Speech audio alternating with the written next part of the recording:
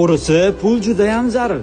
Joylashgan joyi, lokatsiyasi vashi bomba. Qaranglar, Anorzor masjidining yonginasida uyimizda joylashgan.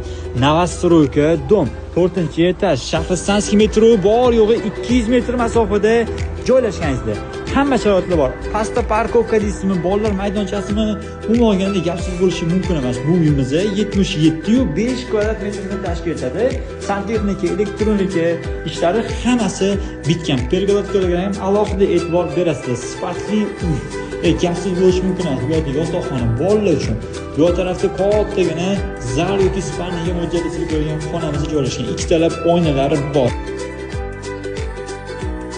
Bu tarafdan chiqarkanmiz, uyimizning yonginasida yana bitta xuddi shunaqa kattagina uyimizda sotuvga chiqqan. Bu taraf ko'rishning koridor qismi bitlarimiz ishlab turibdi.